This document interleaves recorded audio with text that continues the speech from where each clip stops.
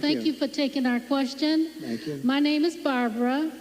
I'm a mom of 3, a grandmother of 7, and 3 great-grands, a registered nurse, retired nurse. So I know the cost that goes into raising children and running a household. Yeah. People just can't survive now. How are you going to bring down the cost of food and groceries? Good. Very good. Thank you. So we have to start always with energy. Always. I don't want to be boring about it, but there's no bigger subject. It covers everything. If you make donuts, if you make cars, whatever you make, energy is a big deal. And we're going to get that. It's my ambition to get your energy bill within 12 months down 50%. If I can do that, we've done a hell of a job. 5-0, not 15, 50. Interest rates are going to follow, and actually they're going to follow for another reason. The economy is now not good, and interest rates, you'll see they'll do the rate cut and all the political stuff tomorrow, I think. And, you know, will he do a half a point? Will he do a quarter of a point? But the reason is because the economy is not good. Otherwise, you wouldn't be able to do it. But we're going to get interest rates down, and we got to work with our farmers. Our farmers are being decimated right now. Yeah, welcome to Simply Bitcoin Live, your number one source for the peaceful Bitcoin revolution. We cover breaking news, culture, dramatic warfare. We will be your guide through the separation of money and state. We are streaming live from Unconfiscatable 2024 from the Real World Suite here at the Gold Spike in Las Vegas. Of course, courtesy of Vays, who's sitting to the right of me. Dude, the first day of Unconfiscatable yesterday, epic poker tournament, made it to the final table. Awesome. We both did. Yeah, you came in third. And the winner was Phil Locke. Yeah, professional poker player. He's been in 4 out of 5 of the poker tournaments. Great guy. Awesome. He won the watch. Now there's 4 of them out in the wild. Looks like a poker chip. And yeah, that's what everybody was gunning for. And you just missed out on the money. So if the IRS is listening, Nico didn't cash out anything. I won last time though, so I've only played 2 poker tournaments and I've made it to the final table. So not a bad record so far. But anyways, I do want to address the cold opening, and I want to take advantage of the fact that Tone's here. I keep seeing the same thing, and like you guys know my perspective on Trump. You know, of course, he's not pure in the sense of like he's not a pure Bitcoin maxi, but I think he would be positive if he got elected president from the regulatory perspective in the US. That's why I support him. But again, this whole concept where like citizens and people are asking politicians how they're going to lower prices is absolutely insane to me for a couple of reasons. Number one, it's government. It's literally government's the reason of why prices are rising in the first place. And number two, you can start changing your unit of account today without asking for permission and putting your money into, I'm going to borrow the word, unconfiscatable wealth. And you don't have to wait for Trump or Kamala to lower the prices. If you start using Bitcoin as a unit of account, everything gets progressively cheaper, including real estate, gold, the S&P, everything just gets cheaper for you over a long period of time. So I still think we have a tremendous amount of work to do, but I wanted to show you guys that cold opening of Trump because we've shown you cold openings of Kamala, but it's the same thing. Like, it's absurd. Like, people shouldn't be asking politicians how to lower grocery bills. People should be asking, how can I help myself? And the answer is Bitcoin. And we still have a lot of work to do. As long as that question is still somewhat mainstream. Anyways, Tone, what's your take on this? Yeah, no, that's actually a great take. I was listening to the clip as well. I have my comments, but I think you just made better ones. I will say Bitcoin as a unit of account, that's going to be a little bit different, okay? That means you're pricing things in Bitcoin, but using Bitcoin as a currency against the devaluating currency like the US dollar versus Bitcoin. If you're going to use Bitcoin as unit of accounts, like you tell your landlord, hey, I'm going to pay you 0.01 Bitcoin for the rest of the year. And then big price goes up against the dollar, and now you're paying $8,000 in rent when it should have been like $1,000 if Bitcoin goes up 8x. There is one place in the world that will let you use Bitcoin as a unit of account. That is Prospera in Roatan. That's it's the first private city in the world, and they can set their own monetary policy in that city. And they're using Bitcoin as legal tender. They're allowed to. They did it before El Salvador did it. And they also let you have a contract with, the government entity that runs the city. And if you want to denominate in Bitcoin, they'll let you. But now you're committed to paying that amount of sats for whatever you're paying, whether it's your the small tax on the land if you buy it there, or your rent or whatever, or the rent of your business. You can denominate in Bitcoin if you like. I wouldn't recommend it, but you can. Oh. Sorry about that. And I do want to bring up my legendary co-host, Optimus Fields. And Tone's been telling me about Roatan. By the way, it's this beautiful island off the coast of Honduras. It's just, is it a secret? No, it's not. They actually presented at one of the conferences. It was them and Madeira and one more city that I think is it Roatan in Asia. And it was those three cities. Samson Mao brought them each to the stage for like a 5-minute pitch of governments. This is before El Salvador. Governments that are looking to implement Bitcoin, and Roatan, that was a project. It started in like 2017, 18. That's awesome, man. And I also want to give a shout out to, of course, my legendary co-host, Optimus Fields. Opti, I mean, we've been covering a lot of the politics just because it is an election year, and, we are a Bitcoin channel. It's like the first Bitcoin election. But I do want to mention today's episode specifically, and Tone, we're going to rely on your expertise a lot for this, but we're essentially going to try to make the case. It is a bit speculative that the Fed lowering rates will be potentially bullish for Bitcoin heading into Q4. We're going to talk about that later during the news segment. But first, Opti, how you doing this morning? I am doing wonderful. It sounds to me that I might be doing better than you are this morning, considering you had a long night. But other than that, man, life's great. Everything's wonderful over here. I was watching the Sailor Saifuddin interview. I didn't fully get through it. I'm like an hour and 45 minutes in or something. So, just catching up on some Bitcoin content over here. It's been a pretty slow morning. I ran out of coffee, so I had to go run and get some coffee. But other than that, everything's great, Nico. Absolutely, man. All right, guys, before we get into the show, Opti, what are we going to talk about during the culture segment now that we have a very special guest joining us today? I mean, I was kind of relying on you. So all right. Well, I want to talk about all things unconfiscatable. Let's talk about Roatan. And you guys are changing the format. It is a little bit bittersweet, Tone, because this was one of my favorite conferences of the year, but you guys are changing it up. You're going to be doing only poker tournaments. Yeah, so I think anyone that's ever been to Unconfiscatable, it is their favorite conference for everyone. Unfortunately, I can only get about 100 to 200 people, and the attendance has been going down over time. Competition to make conferences is so hard. When this started, I started because there were no Bitcoin conferences, and now there is 50 a year that are Bitcoin only or pretend to be Bitcoin only, that are able to advertise as Bitcoin only, that are getting all the people attending. So it just becomes hard to organize them. So the new plan for Unconfiscatable, I want the brand to stay alive. And it's going to be a poker tournament. It will be more than one a year.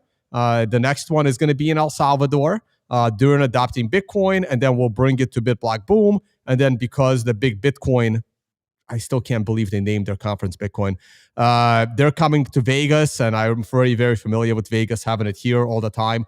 I will do the tournament again here in Vegas. So I'm thinking maybe 3 to 4 of these tournaments a year as a sub-event for other events.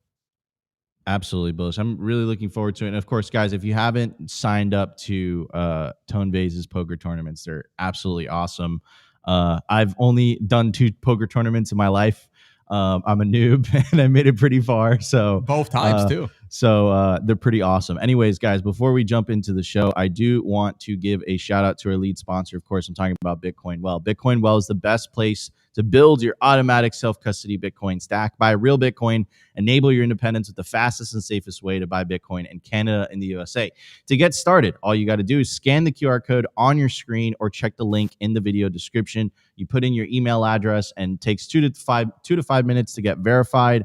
Bada boom, bada bing, bada boom, you're ready to buy Bitcoin. By the way, every time you buy Bitcoin on Bitcoin Well, you earn Bitcoin Well points. And you could use those points towards the Bitcoin Wishing Well contest. So we're going to do one live for you guys right now. Get your Lightning wallets ready. We're going to toss a coin into the Wishing Well for an opportunity to win up to 1 million sats. Today, the prize is 500 sats. If you go to bitcoinwell.com today and use promo code SIMPLYBTC, again, SIMPLYBTC to sign up, you get 3 tosses into the Bitcoin Wishing Well absolutely free. All right, everybody, let's hit the numbers.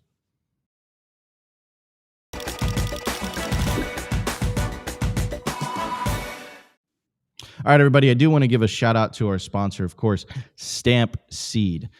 Usually when you buy a hardware wallet, it comes with a piece of paper and you're meant down to write the 12 to 24 words. Problem is that paper is prone to water damage, fire damage. Your dog could eat it. Your pet could eat it. That's why you want to literally proof of work your seed phrase, hammer it into a plate of titanium. And that's exactly what the Stamp Seed kit is. It comes with the plate. It comes with the hammer. It comes with the letter stamping tools. It comes with the anvil. Everything you need to literally letter by letter stamp your seed phrase into a plate of titanium, which of course is resistant to fire, resistant to water. Your dog's probably not going to eat a piece of metal. So you want to use promo code SIMPLY to get 15% off anything on their website. Store your generational wealth properly. Don't write it down on paper. Stamp it into titanium. Promo code SIMPLY. At the time of recording, the Bitcoin price is $59,780. Sats per dollar, 1,673. Block height, 861,868. Blocks to halving, 188,132. Halving estimate, March 26, 2028. Total Lightning Network capacity, 5,053 BTC. Capacity value, 302 million. Realized monetary inflation, 1.36%. Market capitalization, 1.18 trillion. Bitcoin versus gold market cap, 6.64%. I would say in the grand scheme of things, we're just getting started. Anyways, BlackRock released pretty crazy report this morning, and I kind of want to tie this in with some of the latest moves with Saylor, and of course we have Tone here to break it down for us. But first, this is pretty crazy. This was included in a report that was released by BlackRock. We're going to go over it fully on tomorrow's episode. But basically it says what Bitcoin made possible: fixed maximum supply of 21 million units, with supply growing, declining every 4 years, digitally native and borderless permitting, near instantaneous global transfers of value, first truly open access global monetary system. Now, this is something that all Bitcoiners know, but when the ETFs got approved and when Larry Fink did the media circuits, basically, saying the gospel of Satoshi on legacy media, it basically legitimized it in the eyes of traditional finance. And this is the reports that they're sending traditional finance. And now you're starting to hear different banks starting to offer the ETFs to their clients. They're selling the ETF products. Now, of course, this isn't spot Bitcoin, but I would still think it's overall bullish for the price. Anyways, also breaking news: Michael Saylor continues to use the infinite money glitch to continue to stack more Bitcoin. And the latest news is Michael Saylor's MicroStrategy plans another 700 million convertible note issuance. And here are more specifics here by Bitcoin Overflow. MicroStrategy convertible note details are in. Offered bump to 875 million. Check out the interest rate at 0.625%. Converts at a 40% premium to current share price. A nearly 90% reduction in interest rate on the $500 million rolled over from the 2028 senior secured notes.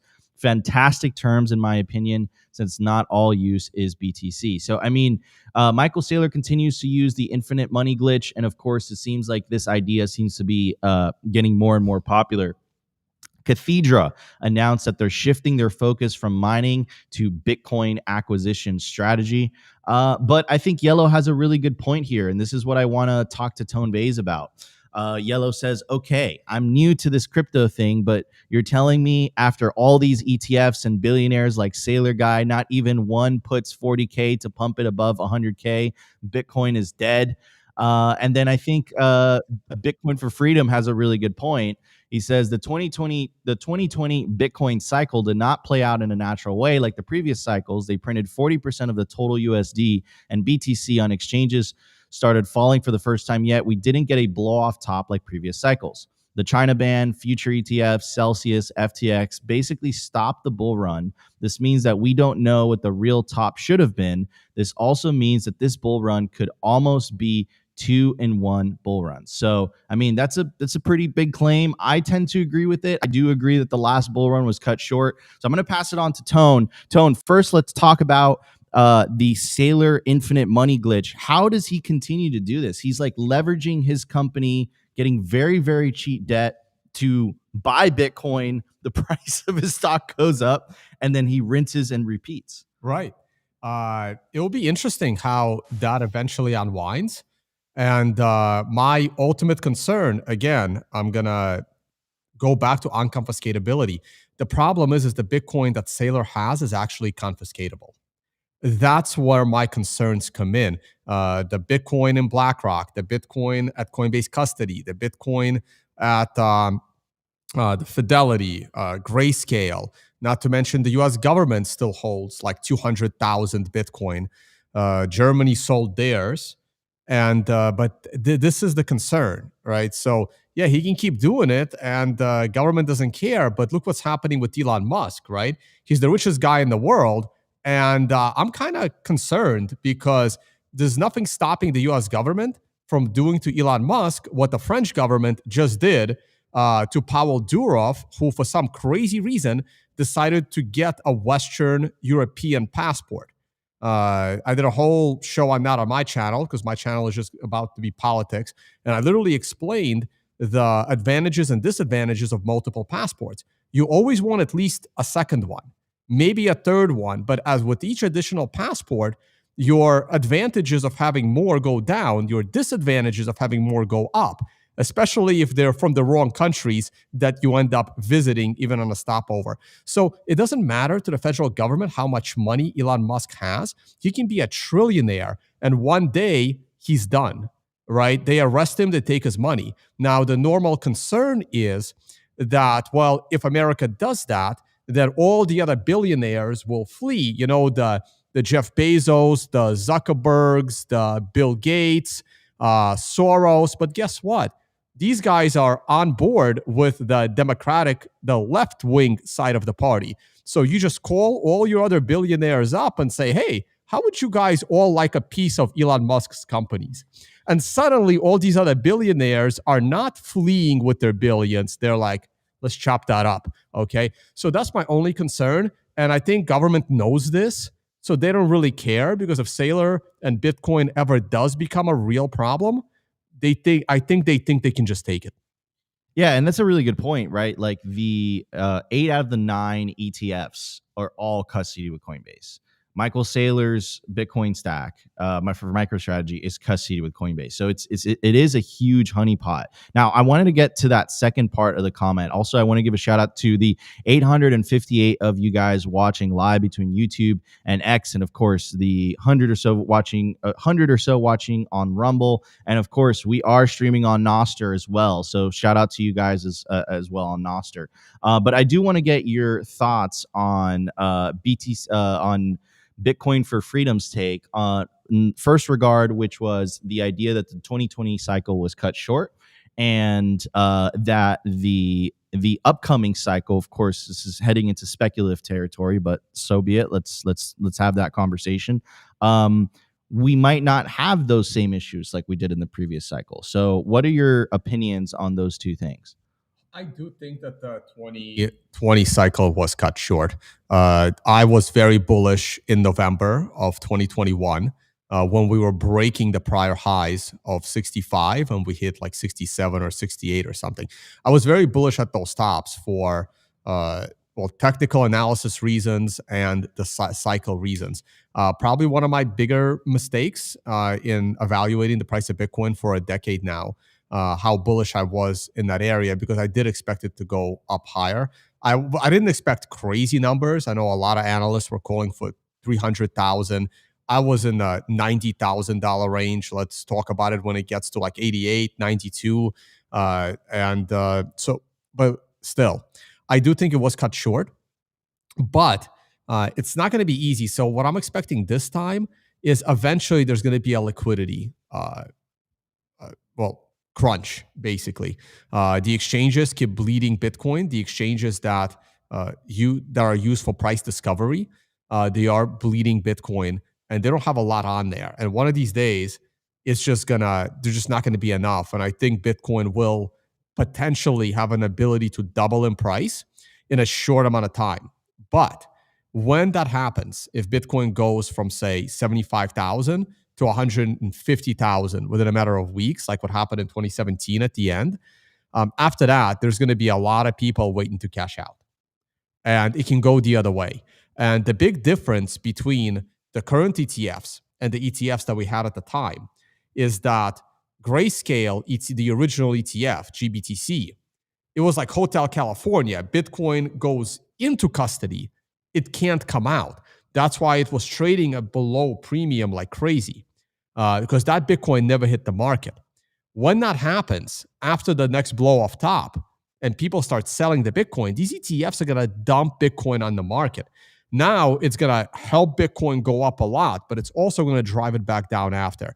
So if we start going up exponentially, expect a 2017 crash, which will probably be faster because the ETFs will be dumping. I believe that. Yeah, it is, and I'm glad that we're on the same page, because I think a lot of people got blue balled for the 2020 cycle.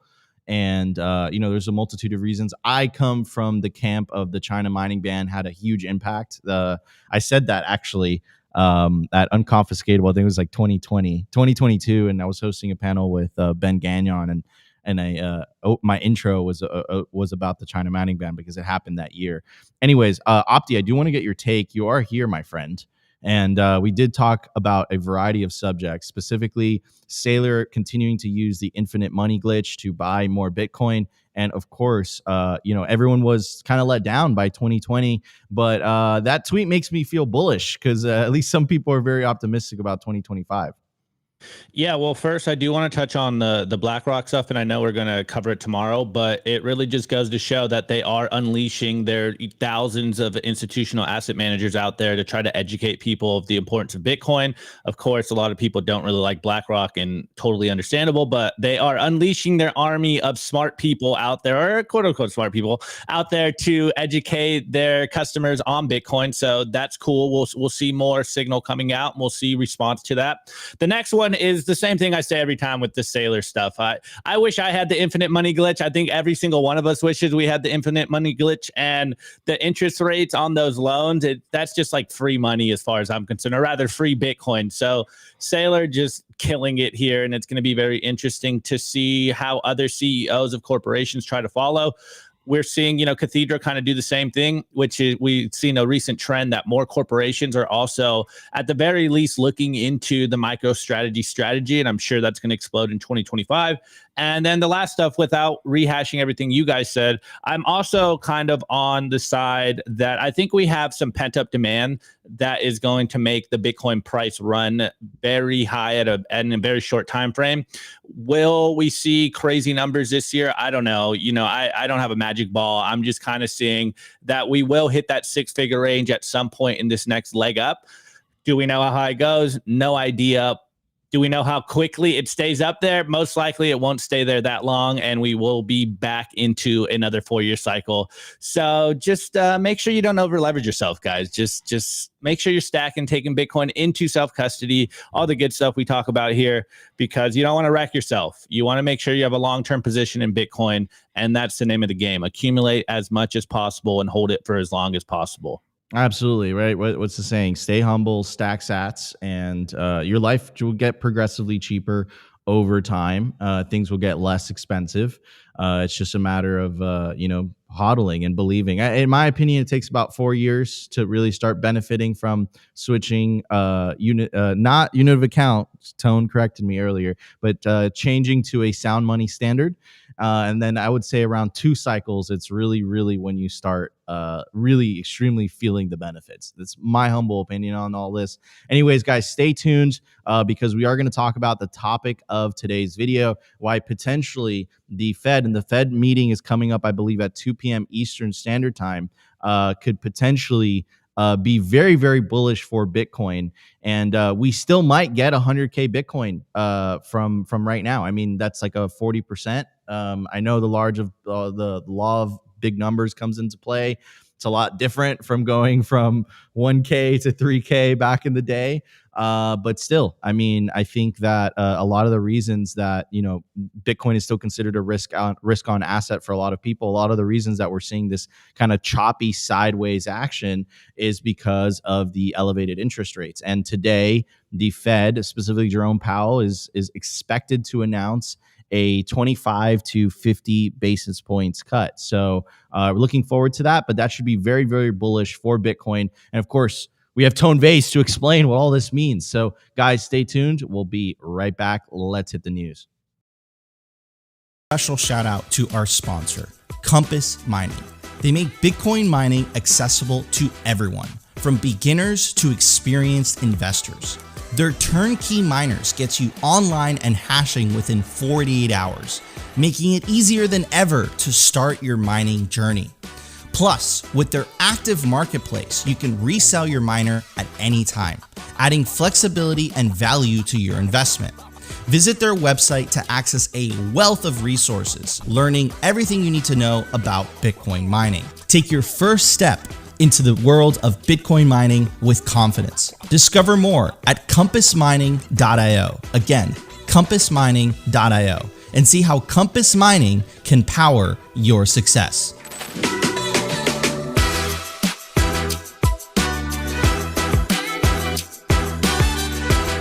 I want to give a shout out to our sponsor, Foundation. It's self-custody done right. They built a premium grade hardware wallet called Passport right here in the US, and it integrates seamlessly with their free app called Envoy. Passport is fully open source and verifiable. It's the most intuitive Bitcoin wallet designed with a UX reminiscent of a classic feature phone, so you'll know how to navigate it and use it the moment you pick it up. It's also air-gapped, meaning Bitcoin stays offline, never touching an internet connection. It's Bitcoin only, open source verifiable, air-gap security model, gorgeous design craft, premium grade materials. Get your Bitcoin off exchanges and into your own hands in just a few minutes with Passport at foundation.xyz/simply. Get peace of mind for your piece of Bitcoin. All right, everybody, I made it extremely easy for you guys. You could scan the QR code right now or check the link in the video description. Opti, do you want to model it real quick? We got Opti showing it off. Not your keys, not your cheese. Get yourself a Passport hardware wallet, open source, Bitcoin only, incredibly easy to use. And if you use promo code SIMPLY, you'll get a discount. Anyways, guys, take self-custody of your Bitcoin and make your wealth unconfiscatable. So I do want to talk about today's topic. Everyone is kind of like, paying attention to this. Here's the CBS News headline. Quote, the Fed is set to cut rates today for the first time in 4 years. What does that mean for your money? Here's a quick clip from Bloomberg. Let's check it out. Crypto, a look at the people, transactions, and technology shaping the world of decentralized finance. Live from Bloomberg's world headquarters in New York City, I'm Matt Miller. Bitcoin is ripping today. The move comes about 26 hours before the big Fed decision. The first U.S. rate cut in more than 4 years is expected to set the stage for riskier assets such as crypto. Former President Donald Trump unveiling his crypto platform, and his son's also promoting it. He leans into digital assets in search of donations and votes amid a tight election race. And we're going to talk about crypto's role in this election cycle with Coinbase's head of U.S. policy, Kara Calvert. Her firm, one of the top spenders across all of the races. That's all ahead, but first let's take a closer look at where Bitcoin is trading. As I said, it's ripping today. It's surged, bringing it to the highest level that we've seen this month, pushing its year-to-date gains to around 40%. Right now, Bitcoin trading at more than $61,000. Meanwhile, MicroStrategy recently bought even more Bitcoin, this time another 18,000 coins in its biggest. All right, well, I'll stop it there. I think you guys get the context. And I got to say, Opti, holy crap. You see that studio, man? Multicam cameras right? Moving. Like, whoa, we gotta do some upgrades. Anyways, I do want to just give a little bit of context here, but I'm going to let Tone kind of explain. So there's two things, right, that could potentially boost Bitcoin's price regarding the Fed cutting the interest rates. So of course, investors seek higher returns. With lower interest rates, traditional investments like savings accounts and bonds offer less return. And then there's the inflation concerns. Lower rates often lead to more money circulating in the economy, which can cause inflation. So just giving a little bit of context, and also, of course, the push for investors to look for riskier assets like Bitcoin, which can offer better potential gains. So, Tone, could you break down a little bit as to why the Fed lowering the rates either by 25 basis points or 50 basis points is bullish for Bitcoin? And could it potentially mean a very, very solid Q4? And if you look at it from a historical perspective, it seems like Bitcoin tends to perform poorly in September, and they don't call it Uptober for no reason. So, what's your take, Tone? Yeah, so let me start off at the highest level, and then I'll bring it back down to Bitcoin. So the stock market historically has a bull market starts in October or end of September. So we all know that, not all of us, but a lot of people fear October because the crash of 1929 took place in October. But October is when the stocks usually bottom, right? It doesn't mean they can't crash in October, but at some point in October or late September is when traditionally the stock market finds a bottom and it starts a really good Q4.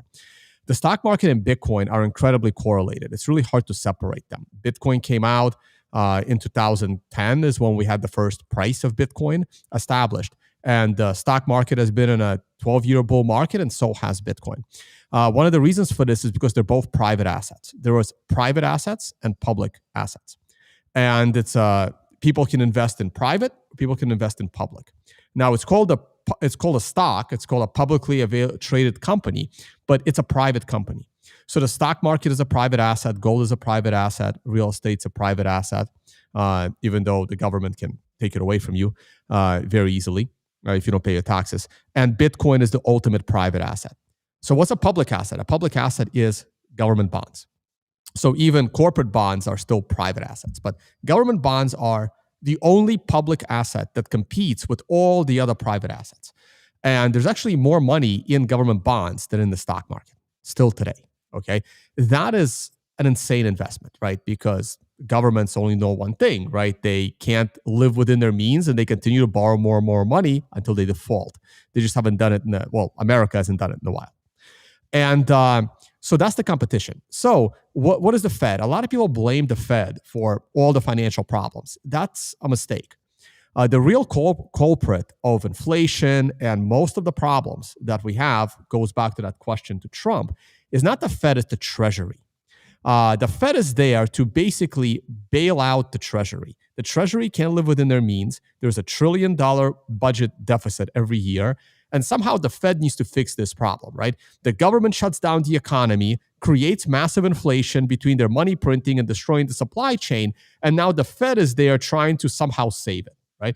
So the Fed's only tool to do anything really is adjusting the interest rate. So as you said, if the interest rate is lower, it's cheaper to borrow money and that money could get invested. If the interest rate goes up, it becomes more expensive to borrow money. But if the interest rate goes up and you're sitting in public assets like the government bonds, you get paid more money, right? For a senior citizen, it's easier to pay their bills if they're sitting, they think that the stock market is too risky. So for Q4, whatever the Fed does is completely irrelevant. So people have this thing that whenever the Fed drops the rate, that it's good for the stock market. It's completely irrelevant to private assets. So, but the initial reaction is going to be very bullish. So if the Fed cuts the rate by 50 basis points, for example, which I think is a little too much, Bitcoin and the stock market will spike through the roof. But then after the high wears off, people are going to start thinking, why is the Fed cutting the interest rate? The Fed cuts the interest rate when the economy is in trouble. The stock market doesn't crash because the interest rate got cut. The Fed knows that the stock market is crashing. Companies may be laying people off. Companies may go out of business. How can we allow this company to borrow money to save jobs? That's why after the stock market crashes, the Fed has these emergency rate cuts in order to save companies. And if the Fed cuts the rate all the way to like close to zero, and they are no longer able to allow these companies to save jobs by borrowing money, now they have to bail out, like the auto bailout. Now they have to inject money to prevent these job losses.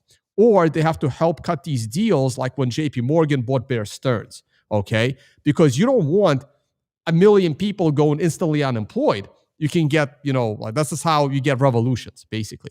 So if the Fed does the crazy thing and let's say cuts it 75 basis points, the initial reaction is going to be, oh my God, free money, right? But after a week or two, the smart people are going to say, why is the Fed cutting? Why are they injecting money into the economy? The economy is in trouble. That means that stock market is actually crashing. And this is why they will not lower the interest rate that much, because the stocks aren't crashing. Companies are not laying a lot of people off unless they're converting to AI. So that's kind of the nuts and bolts of it. Now, also with inflation, since inflation has come down a bit, they can lower the rate a bit. And I think the real reason why they're going to lower the rate is because they've been promising to lower the rate. And the market now expects them to lower the rate. So the opposite effect is true. If the Fed does not lower the rate, or let's say they do the crazy thing and raise the interest rate 25 basis points, the initial reaction is going to be to crash the market. But after the initial reaction to crash the market, people are going to say, well, if the Fed's raising the interest rate, it means the economy is doing great. They don't need to inject liquidity in the market. And then people are going to speculate on the stocks. Okay. And also, if people think the stock market will make them 10% over the next 12 months, they're going to put their money in stocks. They're not going to borrow money at, let's say, 1%. If the interest rate is 1%, but you have nowhere to invest this money to double your money. Like if you think the stock market is going to crash, why would you borrow money at 1%, put it in the stock market and lose money? But if you can borrow money at, say, 8%, but you have confidence that the stocks are going to go up 15% next year, you're going to borrow at 7%. So in the long run, a higher interest rate is actually better for the market. But in the short run, it's flipped. Interesting. That's fascinating. And then the people are speculating between right now it's between 50 and 25 basis points that is expected. Right. What's your take? You think it's I think it's going to be 25. 25. I think it's good because if it is 50, yeah, well, Bitcoin might hit 70,000 next week. But if he cuts it 50, I think he knows that the market's in trouble and a crash is coming. Gotcha. And I kind of want to talk. So, and they're trying to pull off the so-called soft landing, right? I mean, again, a lot of people say, and even the Fed says, we don't look at the stock market. The stock market's irrelevant. The stock market is not a reflection of the economy. I think that's insane. The stock market is the economy because, again, if stocks aren't crashing, companies are not failing. When the stock market crashes, big companies go out of business and hundreds of thousands of people get laid off.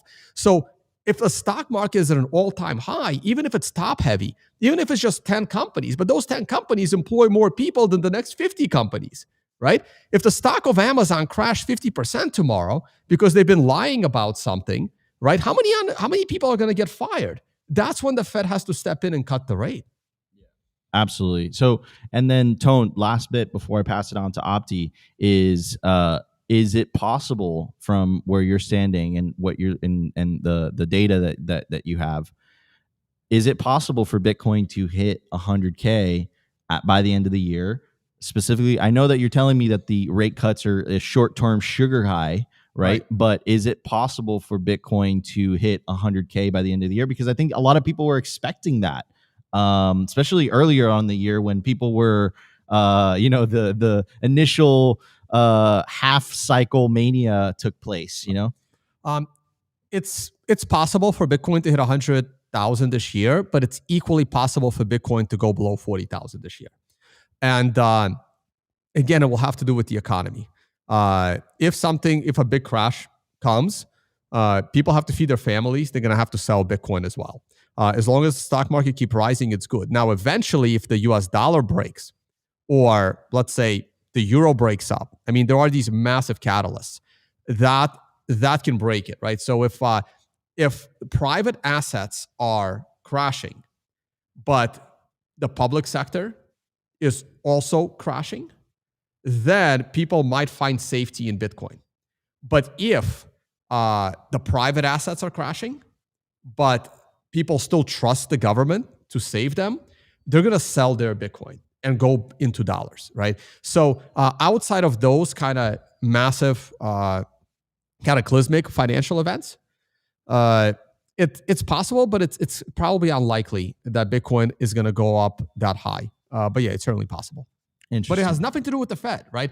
No matter what the Fed does on this rate hike or the next hike, that will not be the reason for Bitcoin going to 100 grand. It might be the reason for us to hit 75,000 next week, but it is not the reason why it would hit 100K. Gotcha.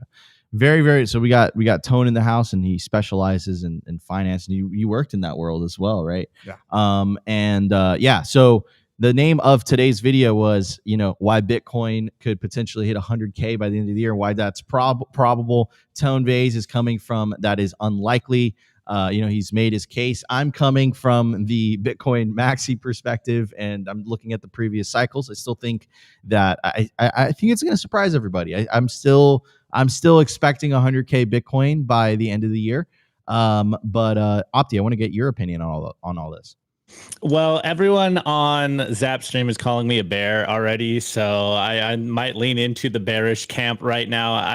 As much as I want to believe, I'm the X-Files. I want to believe 100K by the end of the year, but I'm not really seeing that right now. Personally, I think we'll be hitting those numbers in 2025, though I do believe in the mimetic power of September and October. So historically, I think it's October that is one of the most bullish months in Bitcoin. So I do think we will be seeing price rises. Again, I don't claim to know anything in regards to what the Federal Reserve does and interest rates and how that affects the market. All I know historically is that Bitcoin is correlated with the stock market. It is, semi-correlated with the traditional financial world. And I think that has to do with a lot of, deep pockets that are looking at the traditional system and wondering whether they should go into risky assets, quote unquote, or the riskless assets. And so I think we still are slaves to where the deep pockets are.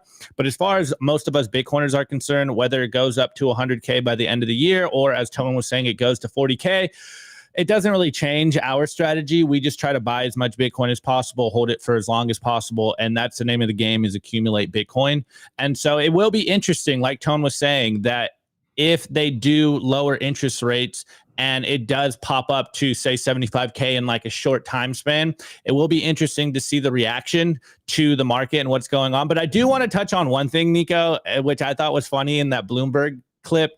Bitcoin went up, like 4 or 5%. It went from, 57K to 61K. And the Bloomberg analyst is like, the Bitcoin price is ripping. And all of us Bitcoiners are like, yo, like, this is boring. Can we actually break out of this 58K range? And the traditional guys, the Wall Street guys seeing 5% pumps are like, this is incredible. I've never seen this before. And we're like, yo, this is a walk in the park. This is boring. This is boring price action. But before we move on, Nico, and we do talk about Unconfiscatable, for new people in the chat, I do want to ask Tone a very simple question. You said that Bitcoin won't pump because of the interest rates or what the Fed does.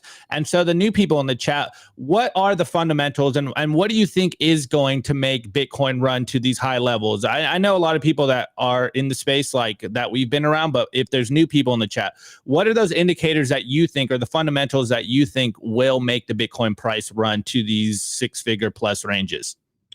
Right. So I describe Bitcoin in one sentence. I actually have it on some t-shirts. I try to put those on sale again. Bitcoin is unconfiscatable, censorship-resistant store of value. These are the 3 most important properties of Bitcoin. And to me, they're independent. I separate unconfiscatability from censorship resistance. Censorship resistance is the stuff that BlackRock will be putting in their report, that it is, pretty cheap to send. It's pretty quick for it to get to another place, and it's censorship resistant. You can send it to anyone around. They'll never put the word unconfiscatable there because guess what? They hold your private keys. These are the 2 independent properties of Bitcoin. Now, lucky for us, and I've had this debate with Jimmy Song, lucky for us that Satoshi believed in hard money, because Bitcoin could have been created with an inflationary money supply, like some of the other altcoins and stuff. And had Bitcoin been created with an infinite money supply, Jimmy believes that some kind of a soft fork would have constrained the supply to a fixed amount. And I took the debate that it would not, because you need consensus, right? And the people are still arguing, what's a better financial model? Is it the gold standard or is it the current fiat system?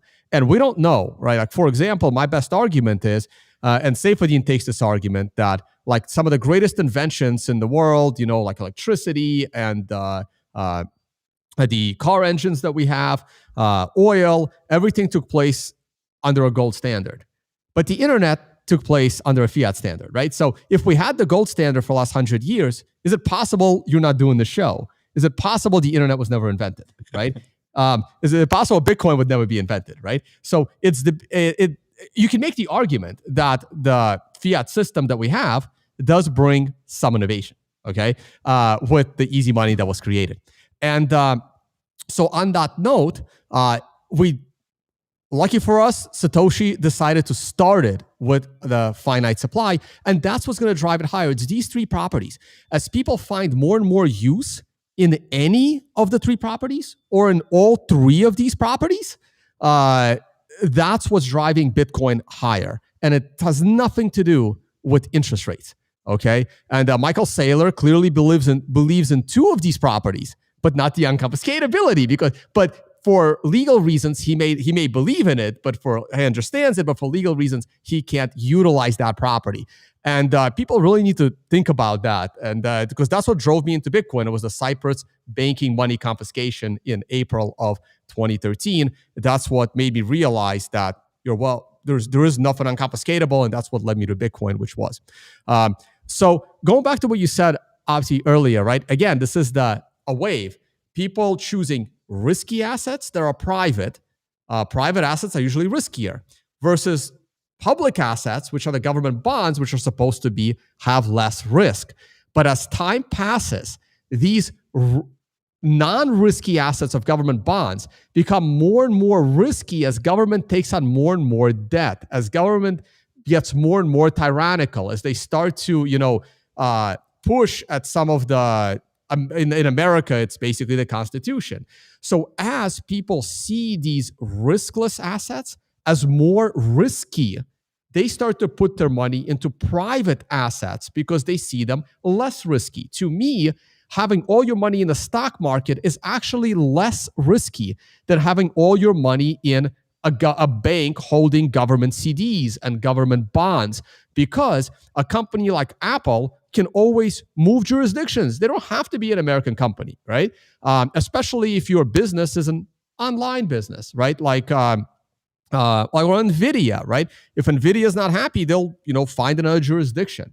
So, and also it's a lot harder for government to bail in from your stock market because they're supposed to still be a private market. So, and Bitcoin is the ultimate private asset that has additional properties on top of the stock market. To me, the stock market is the second best store of value, not gold. Gold will adjust for inflation.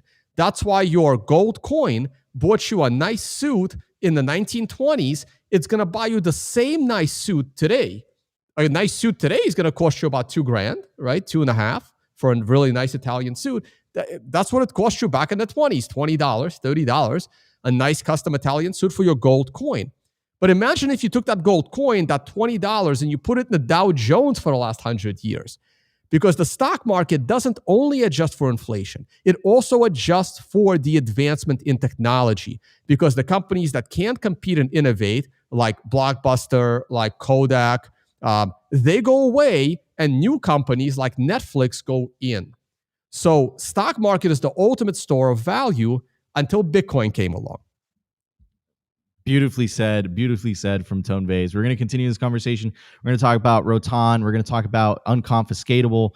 And Opti, why don't we do a live YouTube poll? It seems like I'm on Bitcoin will hit 100K by the end of the year.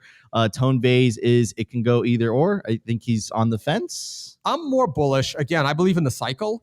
So I've been saying for months that sometime in October, we will start to go up. Now, I don't know if we're going to start to go up from 70,000 or if we're going to start to go up from 40,000, but I am expecting to be in a bull market after this 6-month consolidation.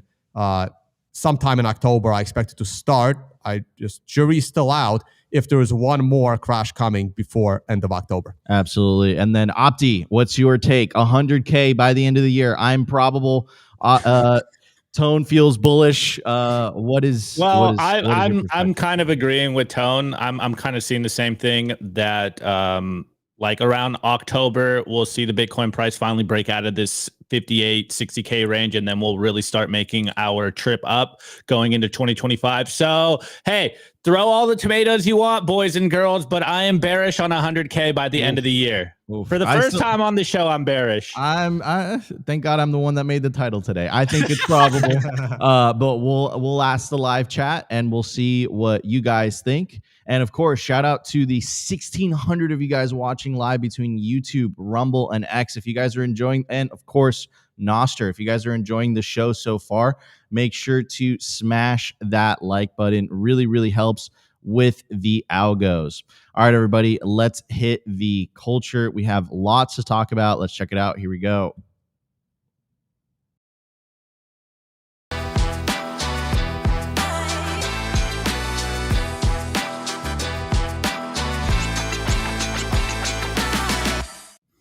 All right, everybody. I do want to give a very special shout out to our sponsor, the Orange Pill app. Stack friends who stack sats. Join the 12,233 Bitcoiners that are currently on the app.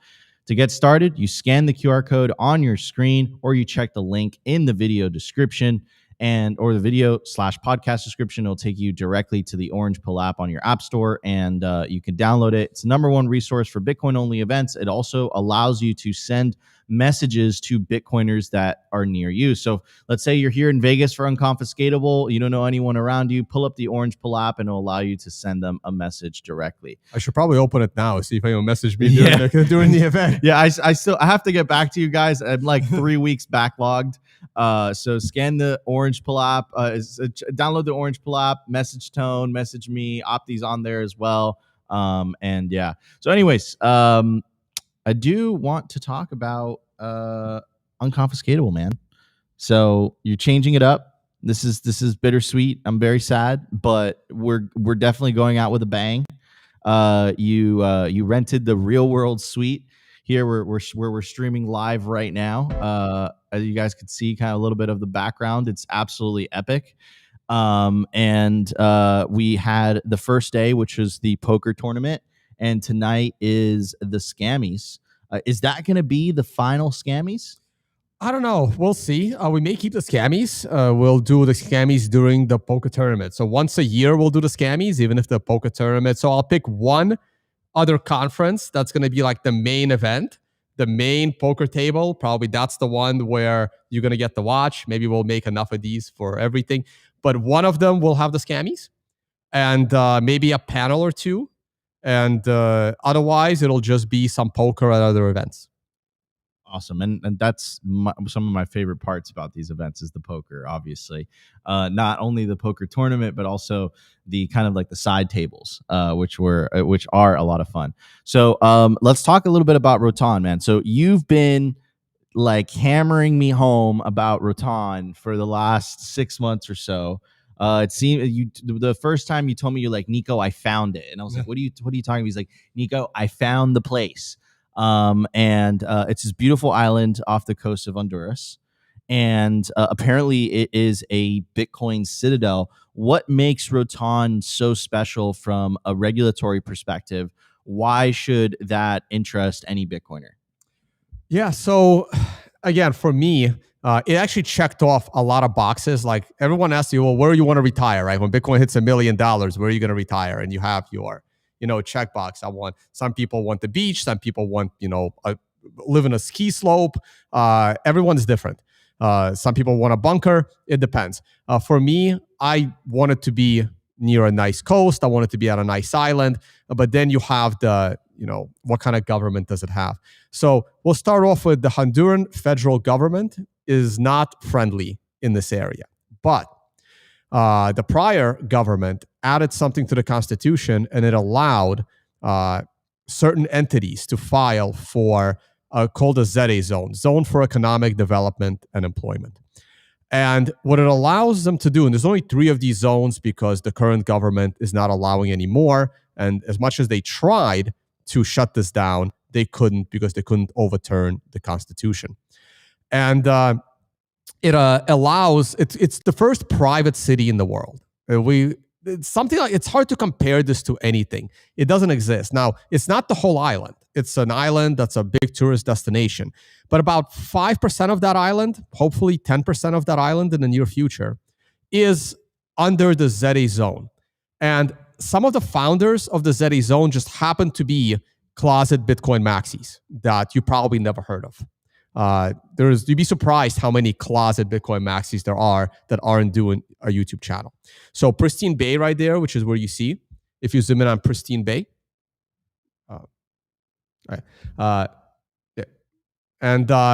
So it's actually hard to explain because nothing like this exists. Dubai doesn't have this. Singapore doesn't have it. Hong Kong doesn't have it. But they're trying to compete with those cities. Now, what made those cities special is their economic freedom. These were very capitalist cities. If you zoom in on Pristine Bay right there. These were very capitalist cities. But those capitalist cities the government still has ultimate control. There is just that it's, I don't want to say it's a tyrannical system of government, but it just happens to be economically friendly. It happens to be capitalist friendly, but it's still very tight controlled. Now, this takes it one step further because this city is actually owned by a corporation. And we've never had that before. You've never had, you have some private cities, like Amazon has their own kind of city, which is their own campus. But this is the first attempt at creating the first private city where if you don't like it, you just leave. And they get to set all their own laws except federal criminal statute. So they can't change criminal laws, like drugs are illegal in the country of Honduras. So the ZA of prosperous ZA cannot make drugs legal because that's a criminal violation. But anything civil, whether it's taxation, whether it's building codes, whether it's health codes, health regulation, financial regulation, this is why so many health companies are moving there. Mini Circle, which is, again, a private company that does genetics, and Brian Johnson went here to get injected. They're not forcing you to get injected with gene-altering therapy, but it's an option for people. They moved to the ZA because they were able to bring their product to human injections 6 years earlier by being in the zone. So what they're doing is they don't want to set their own regulation. They're like, well, we don't know what financial regulation is best. We don't know what medical regulation is best. I'm looking into stem cells. Different countries have different stem cell laws. So what they're doing is you can import the regulation. So if you have a company, say you have a stem cell company, and there are legally accepted stem cell laws in a country like Panama, where I mostly live. Panama has great laws on stem cells. That's why some of the best stem cell companies are in Panama. But you don't want a company in Panama. You can do your company here in the ZA and import the regulation from Panama. I was going to sneeze. No problem. No, that's incredibly unique, and that's the first private city. I mean, that's fascinating. And that kind of plays into the book, The Sovereign Individual, the thesis of that book that the authors are making the case that this was an inevitability, that this was going to happen. And do you believe that Roatan is the first example of that? it is definitely the first example of that. And here's why it immediately struck a chord with me. I ended up quitting my job way too early to go all in on Bitcoin. And by all in, I don't mean all in with my money. I mean all in promoting it, starting a podcast, making a difference. And right now, my voice, by percentage-wise, is nowhere near where it was in 2017, but I still have people come up to me and thank me for all the shows I did to guide people through the fork wars. And that's probably been my biggest contribution, like reassuring people that you have to stay on Bitcoin and don't follow Roger Ver, all those debates that I had. So I am proud of a lot of contributions I made, but they were all made in the early days. And in those early days, the reason why I did that, the reason why I just quit my job and I was speaking at any conference, doing the podcast, I haven't made much money in the space at all. And I did it because I felt Bitcoin was too important to fail. And I wanted to do everything I can to prevent it from failing. And by it not failing, it would then lead to me being more financially independent. And I'm not saying I succeeded in doing this, but I feel that I played a part. I played an important part. And we all did. Anyone that, especially back then, when it was a lot scarier to buy Bitcoin. Yes, people are like, oh, you got lucky, buying Bitcoin so early. No. The 2016, 2017 era was a lot of uncertainty. I remember when the fork wars were happening and Roger and Jihan teamed up to artificially bring up the Bitcoin hash, the Bitcoin Cash hash rate. Like you're looking at that from a miner's perspective and you're like, holy cow, like Bitcoin Cash is theoretically more secure. But now we know after the fact that they were literally setting money on fire in order to artificially make it look like that to convince people to sell their Bitcoin to Bitcoin Cash. There was just so much more uncertainty. The regulatory environment wasn't there. This was in the midst of the ICO boom. So a lot of people were thinking that Ethereum was going to replace Bitcoin, that Bitcoin was too old, right? So it was a totally different era in Bitcoin's history.